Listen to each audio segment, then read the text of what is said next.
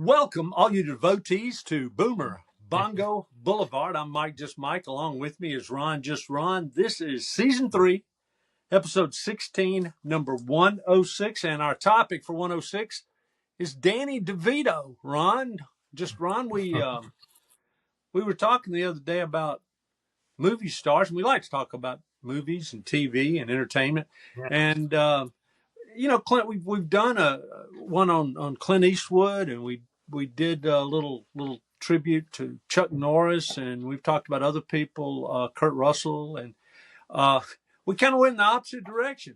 But Danny DeVito, I don't think there's anybody like him. Maybe in the history of entertainment, he's very completely unique. Yeah, he's I mean, he can. he's a living He's almost cartoon character, basically. I mean, he he's is. and, kind of can do anything. Can be the good guy, the bad guy, hilarious, serious. Doesn't really matter. Well, he moved. I'm trying to. There's so many directions you can go with Danny DeVito, but he can move. He's a character actor. There's no doubt about that. Yeah, But he's a character actor who, if you look back over his career, he's taken the lead and been given the lead in quite a few movies, and very commonly he's the co-lead in a movie. Yeah. And like you said, he plays the bad guy in his movie roles most of the time, and a lot of his television roles, he's the. They talk about these actors that play people that are kind of bad guys, but they take on the part of the good guy, and he's like that. He's an anti-hero. Yeah, he is an anti-hero in comedy. One of the few. In Taxi, he was definitely the anti-hero. He wasn't 100% the enemy. Yeah. Oh, but you pulled for him. He was a jerk, and somehow or other, he was endearing, which was kind of amazing because man, he was a jerk. I think one of the most brilliant things in the history of television is on Taxi. Danny DeVito, he's 5 feet tall, by the way, and this 5 foot tall character was in this control room for the taxi service, and the room was built so it was up above everybody else. A classic little man move. You can just see Danny DeVito's character taken, when everything's being put together, if he was there or when he came in, insisting that his office be up above everybody so he could look down on people when they needed something. And it's such a subtle thing. Of course, he played Louis De Palma in Taxi, and I mean that's obviously his defining role. But he's been on television for 20 years. It's Sunny in Philadelphia. It's always Sunny in Philadelphia. It's been almost 20 seasons. It's like about 18 or something. Well, the show premiered. Yeah, the show premiered in 2006, and I think Dan came in the second season. And I mean, that puts him right at 20 years just with that one program. And now he doesn't carry it. He doesn't have to carry it, but gosh, everything's built around him. And he's 81 years old now, Ron. He was born in 1944. As you might guess, born and raised in New Jersey. You can hear it in that accent that he's never tried to get rid of. He's like the rare Southern actors that don't get rid of their Southern accent. He's the New Jersey guy that really didn't get rid of the New Jersey accent. And Matthew McConaughey never gives a crap. No. Yeah, he's the New Jersey equivalent of McConaughey. That's for sure. I'm the Wall Street guy.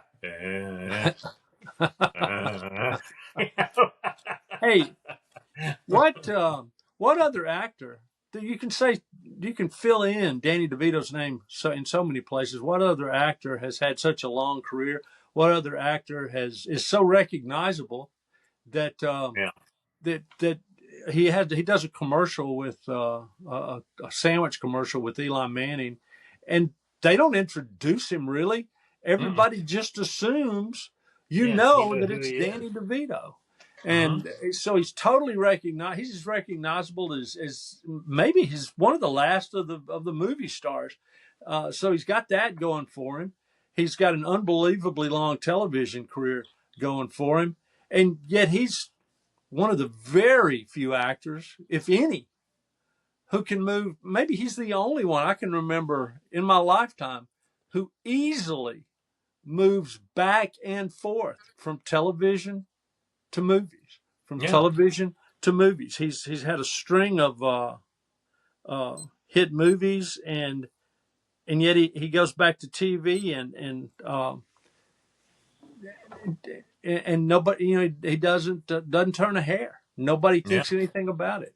And if, of course, he's getting older, but he was the lead actor in Throw Mama from the Train. Yeah, him and Billy Crystal. And, of course, he was famously the really grotesque penguin in Batman Returns. Oh, true. Yeah, he's one of the actors that actually tries to act. Yeah. I mean, he created a penguin character that fits right in with some of the latest incarnations of the Joker. You could plug him right in one of those movies, and he would fit right in. He was vile, you know.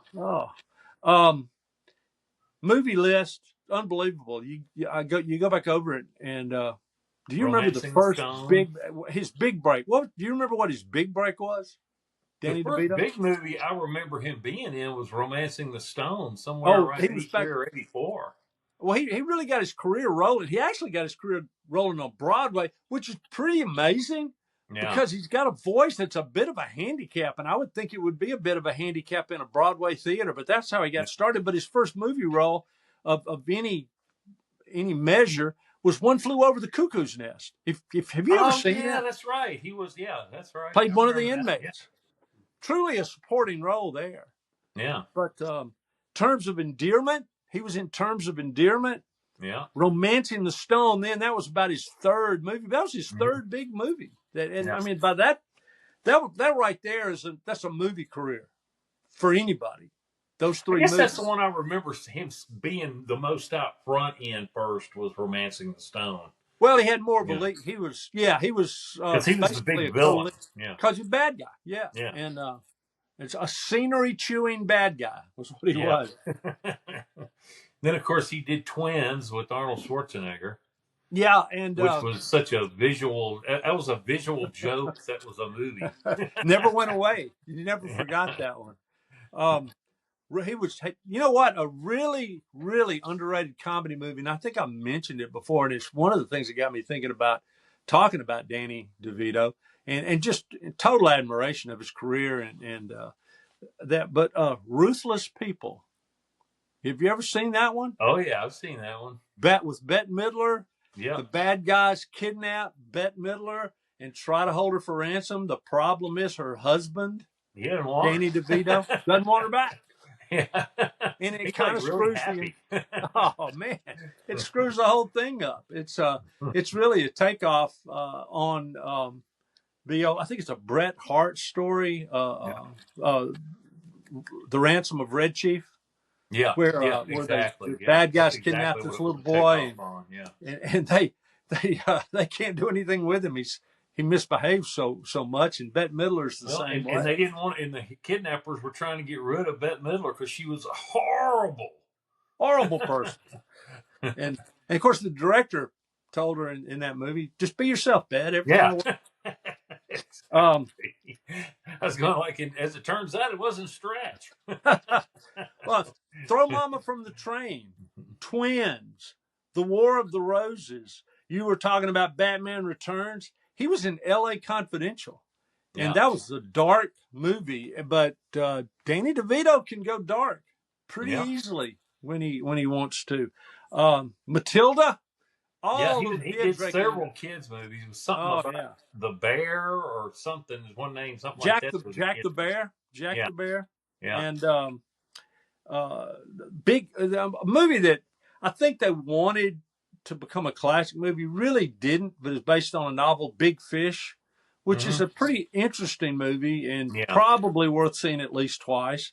But Deck the Halls most recently. Now, obviously, Danny, like you said, he's 81 and he's clearly slowed down a little bit. Yeah.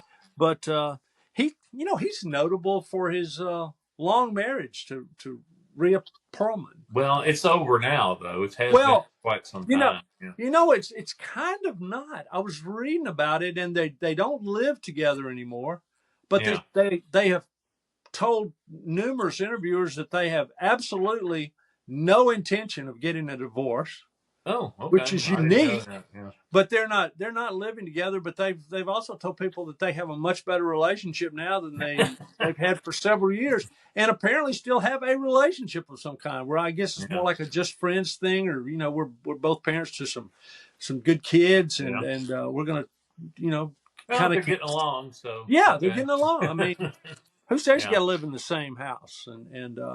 But I was kind of impressed with that. So once again, I can't think of anybody else that's got a relationship quite like that. You've got plenty of Hollywood people that have lived together for a long time, and never got married, but not a married couple that basically refuses to get it. We're not getting a divorce. Forget it. We're not doing it. And they haven't done it, and aren't hiring hitmen to take each other out.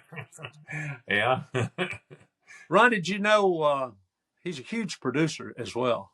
Big time producer. Oh yeah. A lot of them are that are later on in their career. Most of them are. He's associated with the movie Pulp Fiction, Garden State, the TV show Reno 911. You would have guessed that, wouldn't you? That he was. Somebody would have. Yeah. I mean, it's just full of Louis De Palma humor. Yeah. Aaron Brockovich, Man on the Moon. That's not surprising, but Andy Kaufman, because he was in that movie too, right? And he was in that, and as well as the other Taxi people, And like I said, he's performed in multiple Broadway plays. He started out as a beautician, and I'm totally shocked that he hasn't done a TV series about this. But he found. He started out doing, I guess, women's hair. Yeah. And he ended up doing most of his business working at a morgue or funeral home doing dead people's hair. Yeah. What that explains a lot, I think. I don't know why. But I think it does. I'd love to ask him that question. What was that like? Did that affect you as an actor? And if it did, how did it? I think it would motivate you as an actor to go, I don't know if I want to do this my whole life. But, the mortician's cosmetology assistant, I suppose. Yeah, you would just start seeing it as a job, just like anything else, and get used to it. I don't really. Do you think you get used to that? I'm positive you could. I'm just quite like sure I was just thinking about some of the stuff I've done, and and gotten used to, and like getting used to being dirty is not the same. I don't know, Ron. I don't think I could get used to working on dead. And I remember, I'm not. It's kind of weird comparing naked people to dead people, but. I wouldn't have thought I could sit there and draw and sculpt naked people and not even think twice about it. But yeah, you can. You just, at first you go like, that's kind of weird. Somebody sitting there naked and you go like, I got to get my work done, it kind of bothers me a little that you can so easily equate naked people with dead people. Just saying. I'm just pointing. Well, dead people are usually naked too, is what I was going to say. Well, that's it's just it equates because it's a weird situation that you wouldn't normally run across at work. I mean, unless you're conducting, filming a porno, I mean, pretty much you're not going to be around anybody naked. Yeah, it's not exactly like dropping a transmission or anything along those lines. It's not the same thing. But getting back to old Danny DeVito, Any observations that you have about the career of Danny DeVito? I mean, we've gone over some things. Well, what do you think's his most memorable role? Oh, well, like I said, like you said, the first thing I think of is Louis De Palma, because that was the first time I ever saw him. So right, that's got to be right up there. So And then when I just start him. popping them off, I start thinking of things like the Penguin, because that's just so visual. You can't help but think about that. And it's on TV all the time, too, which helps a lot. And, you know, you got to call it a classic because it is. And then, you know, I don't even watch it, It's Always Sunny in Philadelphia, but man, I have seen so many clips from that show, especially with him in it. You know, I'm almost familiar with. Well, I'm familiar with the show and all the workings of it, and man, he's part of so many different little viral clips and memes online. Like he's one of his lines has become really famous online, which was, and then I started blasting. That's become a meme where it shows Danny DeVito like this going, and then I started blasting. Well, I mean, sometimes you got to blast. Sometimes you just got to start blasting. He won an Emmy for Taxi. I didn't mention that. So he's recognized by his peers. Yeah. He's recognized by the public. He's one of the things that he's got to be proud of is being in Matilda, because I think anybody with kids or grandkids who's an actor is delighted if they get a chance to do something in a movie. And he's done some voices and in some cartoons and got a perfect voice for that. But Matilda, I think even now little kids see Matilda. That's one of those movies. I'm pretty sure he was pretty instrumental in getting that to the big screen, because it was him and Rhea Perlman in it. And I remember when it came out, it seemed like he had a lot to do with it. Oh, well, he was really the major force behind it. His fingerprints were all over that. Oh, here's one he was in. It should be so obvious. Get Shorty. Right. Yeah. Well, the list I was working with didn't have Get Shorty in it, but then they included about a paragraph on it, and and one of the great comedy movies.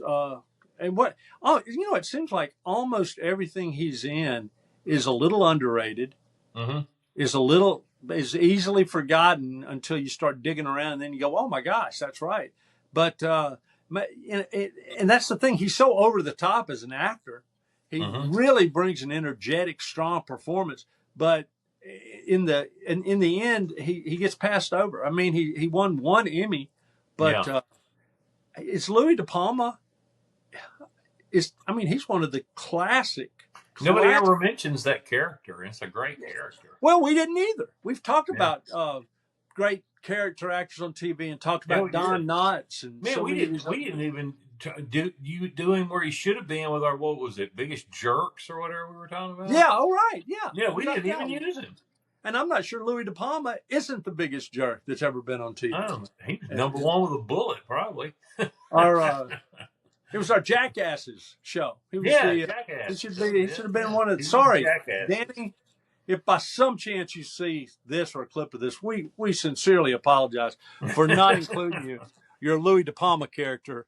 I don't want to say Danny, but for his Louis De Palma character, he'd be proud to be called a jackass. I would. He was trying to be a jackass, I think, on that, and that show was crawling with jackasses by the time you had Lock Gun.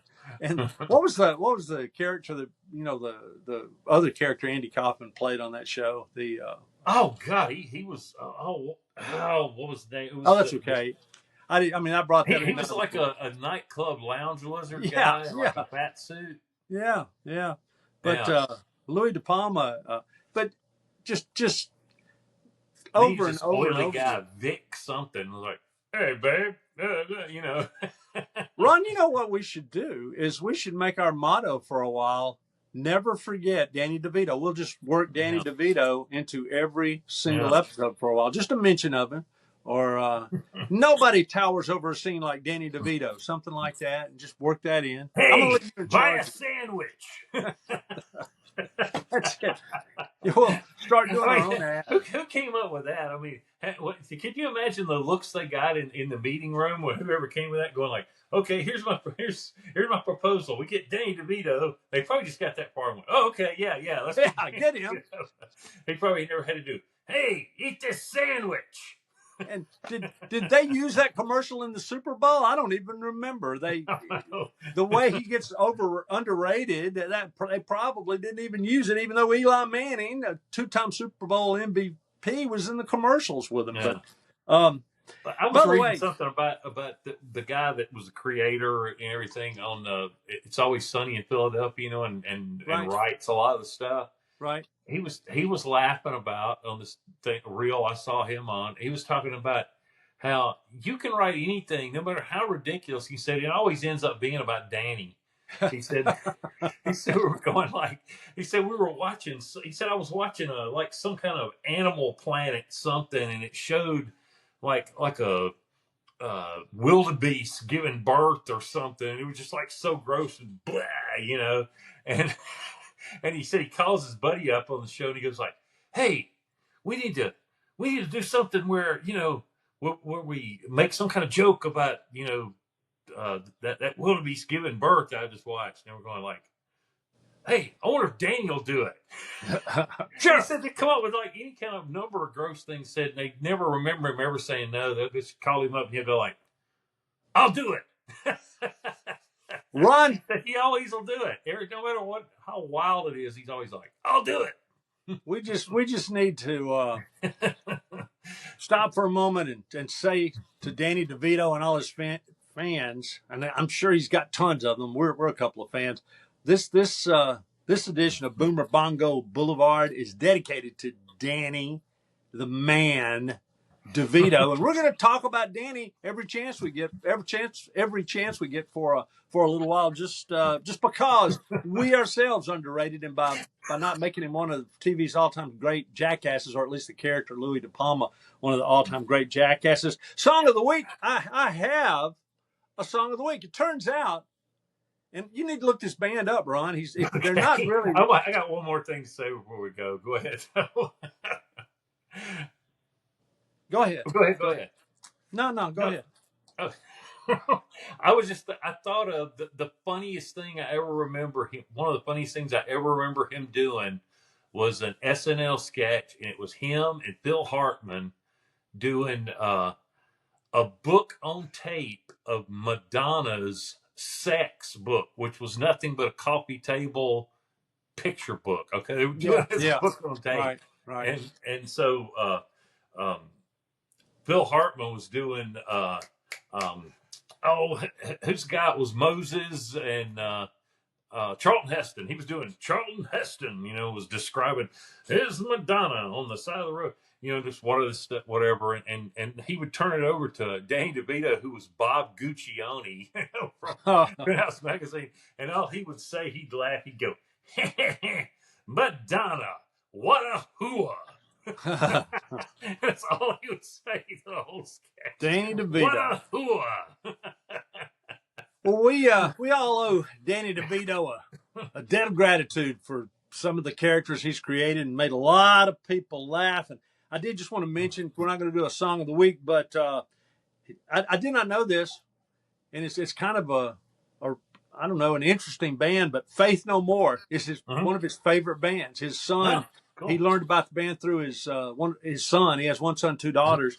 And one of their top songs is Midlife Crisis. So if you want to look a song up that Danny DeVito enjoys, or a band that he enjoys, it's Faith No More. And just don't turn it up too loud, because those guys are pretty loud. They can really, really bring it. At any rate, Ron, Danny DeVito, Boomer Bongo Boulevard. Don't forget to hit the subscribe button. We'd like to have more subscribers, folks listening to, a couple of things we'd like to talk about. We've try to talk about things for a while, and we need to get off of that. What? We've been on 153 a while. We need to get to 160. Yeah, we need to get to 160, something like that. Sure. All you Danny DeVito fans out there, you should subscribe, because for the next few weeks, maybe Danny DeVito out there should subscribe, because we're gonna work at least one Danny DeVito remark into as many shows as we can over the next It'll just few weeks. Become a running thing. It could. Once again, we want to salute Danny DeVito. Maybe that'll be figure out how to get Danny DeVito into every show. That'll do it.